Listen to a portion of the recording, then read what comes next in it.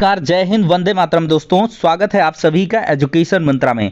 दोस्तों बीएड बनाम बीटीसी का केस पूरा हो चुका है। सुप्रीम कोर्ट में इसकी हियरिंग समाप्त हो चुकी है। जो ओरल आर्गुमेंट्स होने थे वो हो चुके हैं, लेकिन अभी भी पिक्चर बाकी है। दोस्तों सभी लोगों को लग रहा होगा कि ऑर्डर रिजर्व हो गया है, अब इसमें कुछ बचा नहीं है। सुनवाई में जो कुछ हुआ है बस उसी के आधार पर फैसला हो जाएगा। अगर आप ऐसा दोस्तों सोचते हैं तो आप गलत सोच रहे हैं, क्योंकि अभी पिक्चर बाकी है।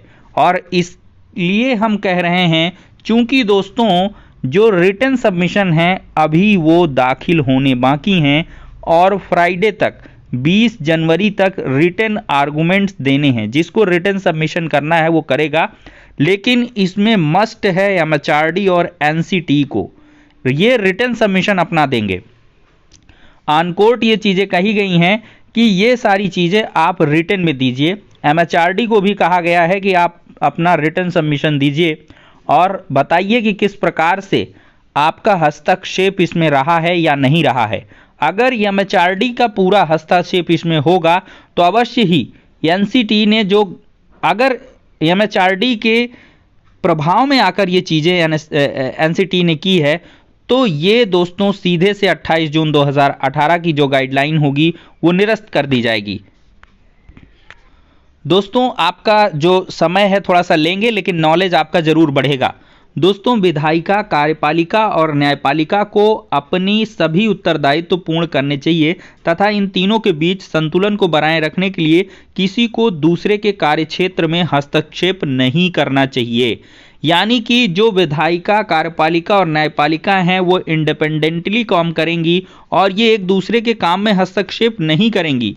विभिन्न प्रावधानों के तहत संविधान ने विधायिका और न्यायपालिका के बीच संबंधित कार्यप्रणाली में अपनी स्वतंत्रता बनाए रखने के लिए स्पष्ट रूप से रेखा भी खींची है।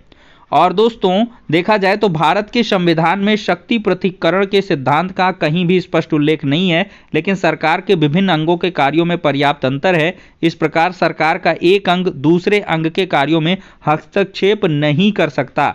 ये काफ़ी इंपॉर्टेंट पॉइंट है और नीचे हम आपको बताएंगे। दोस्तों ये पॉइंट बहुत जोरदार है। कानून बनाना किसका काम है? विधायिका का। इसे लागू करना किसका काम है? कार्यपालिका का।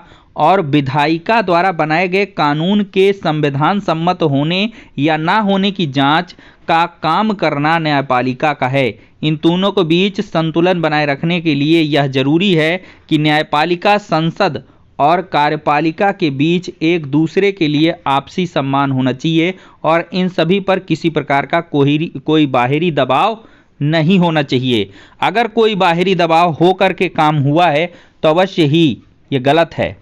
और यही चीज़ें बीएसटीसी के एडवोकेट्स ने कही हैं कि एमएचआरडी के जो मिनिस्टर साहब हैं उन्होंने एक लेटर लिख दिया और एनसीटी ने बिना सोचे समझे, बिना इसकी प्रॉपर एक्सरसाइज किए, बिना सभी राज्यों के कमिटमेंट को देखते हुए या बिना सारे राज्यों के विचार को समझते हुए, परिस्थितियों को देखते हुए, न सर्वे करवाते हुए इन्होंने संशोधन कर दिया कि बीएड कैंडिडेट को भी हम 6 महीने के ब्रिज कोर्स के साथ अलाउ कर रहे हैं। अगर दोस्तों ऐसा हुआ है और कोर्ट ने ये मांगा है कि आप इसको हलफनामा में दीजिए कि आपने इसके लिए प्रॉपर काम किया है। ये देखिए दोस्तों, आपका सेक्शन 23 है, राइट टू एजुकेशन एक्ट। ये दोस्तों इसका सेक्शन 23(1) है। Any person possessing such minimum qualification as laid down by an academic authority authorized by the central government। यहाँ पर एकेडमिक अथॉरिटी कौन है दोस्तों? एनसीटी है और ये ऑथराइज की गई है सेंट्रल गवर्नमेंट के द्वारा। By notification shall be eligible for appointment as teacher. तो यहाँ पर साफ तौर पर कहा गया है कि सेंट्रल गवर्नमेंट एक एकेडमिक अथॉरिटी को बनाएगा और इसको जो है एकेडमिक अथॉरिटी तय करेगा। एकेडमिक अथॉरिटी एनसीटी तय करेगा, लेकिन ये किसी के प्रेशर पर काम नहीं करेगी। ठीक है, इसका खुद का ये डिसीजन होगा। और दूसरे पैरा पे लिखा कि जब स्टेट के पास मिनिमम क्वालिफिकेशन वाले कैंडिडेट सफिशिएंट मात्रा में ना हो तब सेंट्रल गवर्नमेंट को चाहिए कि ये सजेस्ट कर सकते हैं। ठीक है, इसमें लिखा है कि सेंट्रल गवर्नमेंट में if it deems necessary by notification relax the minimum qualifications required for appointment as a teacher for such period not exceeding 5 years, 5 साल से अधिक के लिए नहीं। तो क्या हुआ सब सेक्शन 23A का और 2 का? तो ये बड़ा सवाल है, और यही दोनों सेक्शन और इस पे दिए गए जो बिंदु हैं वही गले की फांस बन गए हैं बीएड छात्रों के लिए। भले ही पावर था एनसीटी के लिए, लेकिन पावर का सही तरीके से इस्तेमाल किया गया है तब तो ठीक है, लेकिन अगर कहने पे हुआ है या प्रॉपर एक जो प्रोसीडिंग है उसके तहत नहीं हुआ है, तो जो जोधपुर हाईकोर्ट का फैसला होगा उस पर मुहर लगेगी और बीएड के कैंडिडेट्स बाहर हो जाएंगे। जोधपुर हाईकोर्ट ने यही कहा है कि एनसीटी की गाइडलाइंस गलत हैं और उसको निरस्त कर दिया गया। ठीक है, अब दोस्तों सबसे बड़ा सवाल है कि 2018 के गजट के बाद जो नौकरी पाए हैं बीएड के कैंडिडेट्स, जब ये गजट ही रद्द हो जाएगा तो क्या इन पर भी संकट आ सकता है? तो दोस्तों एक हिसाब से देखा जाए तो जब गजट ही निरस्त, जिस गजट के आधार पर आपने नौकरी पाई, तो आपका चयन भी यहां से निरस्त हो सकता है, लेकिन ऐसा नहीं होगा। सुप्रीम कोर्ट ने ऑन रिकॉर्ड बोला है कि जो भी हो चुके हैं, पश्चिम बंगाल वालों ने ऐसा ही कहा था, पंजाब वालों ने भी आई थिंक कहा है, पश्चिम बंगाल का कंफर्म है मुझे कि उन्होंने कहा था, तो जज साहब ने कहा है कि मतलब हम कंसीडर कर रहे हैं, आपको दिक्कत नहीं होगी। तो 2018 के गजट के आधार पर जो भी स्टेट में भर्तियां कंप्लीट हो चुकी हैं या अंडरगो हैं, वो सबको दिक्कत नहीं है, उन लोगों को सुप्रीम कोर्ट माननीय जजेस के द्वारा कंसीडर कर लिया जाएगा। लेकिन अब बाद वालों के लिए जो ऑर्डर आएगा उसके हिसाब से अफेक्टेड रहेंगे। अब दोस्तों इसी के साथ ही सभी राज्य अपना हलफनामा भी दाखिल करेंगे। और दोस्तों क्या इससे आदेश में देरी होगी? जी हाँ दोस्तों, आदेश में देरी हो सकती है, क्योंकि विभिन्न स्टेट आएंगे, उनकी हर एक स्टेट की अपनी अलग अलग रिक्वायरमेंट और परिस्थितियां रहेंगी, और उस लिहाज से हर एक स्टेट के आधार पर पैरावाइज रिप्लाई देते हुए आदेश लिखवाना पड़ेगा, जिसमें एक लंबा वक्त लग सकता है और ऑर्डर आने में देरी हो सकती है।